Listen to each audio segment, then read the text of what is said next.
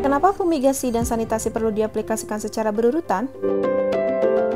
Fumigasi dan sanitasi, apa bedanya? Dan kenapa harus dilakukan secara berurutan? Mari kita bahas. Tonton videonya secara lengkap supaya dapat memahami secara keseluruhan.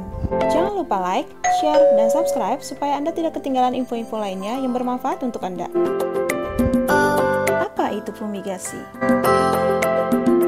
Arti sederhana dari fumigasi adalah membasmi hama atau kutu sampai ke ulat dan telur dengan menggunakan pestisida fumigan seperti Fumipos dan Fumiliquid. Hama atau kutu yang menjadi target adalah pada komoditi. Apa itu sanitasi?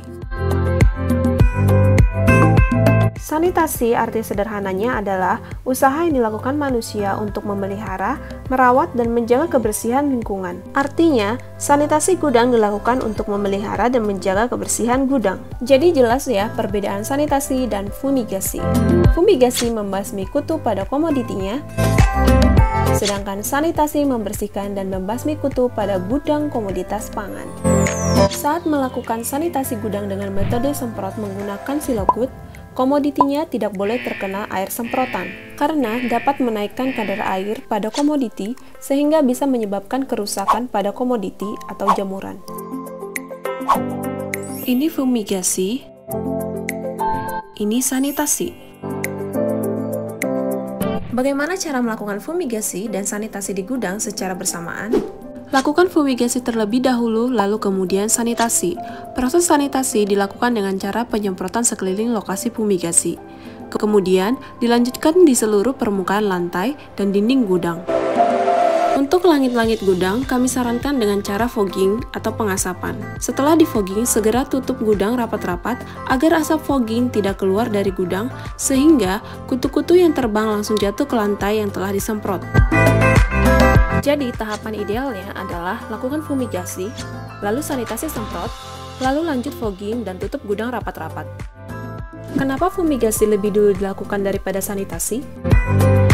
Fumigasi lebih dulu dilakukan untuk menghindari terkenanya semprotan dari silogut ke komoditi dan juga untuk memastikan tahap awal proses pembasmian kutu sampai ke telur kutu selesai secara tuntas.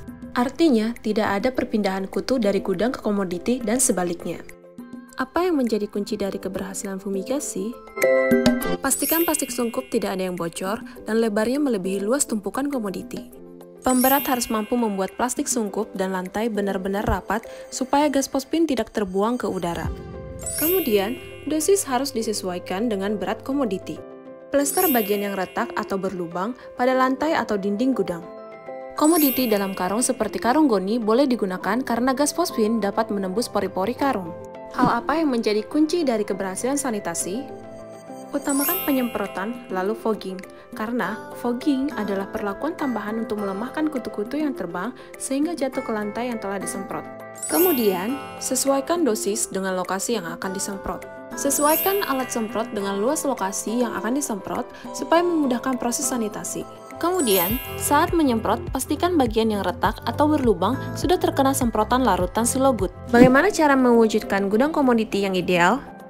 Tumpukan karung komoditi tersusun dengan rapi, dengan mengusahakan tinggi sama rata, sehingga memudahkan saat pemindahan ataupun fumigasi dan sanitasi. Lalu, jarak minimal 1 meter antara tumpukan komoditi dan dinding gudang, supaya mudah melakukan kontrol serta memasang plastik sungkup saat akan melakukan fumigasi. Kemudian, lantai dan dinding gudang dibersihkan secara teratur atau menyapunya, apalagi setelah melakukan bongkar muat komoditi. Lalu, buat jadwal sanitasi rutin menggunakan silogut dan juga fumigasi berkala menggunakan Fumipos atau Fumiliquid untuk menjaga gudang tetap aman dari serangan kutu-kutu atau hama. Apakah Anda sudah menjadwalkan sanitasi dan fumigasi berkala? Jangan tunggu sampai komoditi Anda rusak, karena kutu, termasuk investasi telur kutu ataupun ulat, sangat sulit dideteksi keberadaannya. Terima kasih sudah menonton video ini sampai habis, semoga bermanfaat dan jangan lupa like, save, dan share kepada pahlawan pangan lainnya. Subscribe dan tekan tanda lonceng supaya Anda tidak ketinggalan informasi penting lainnya.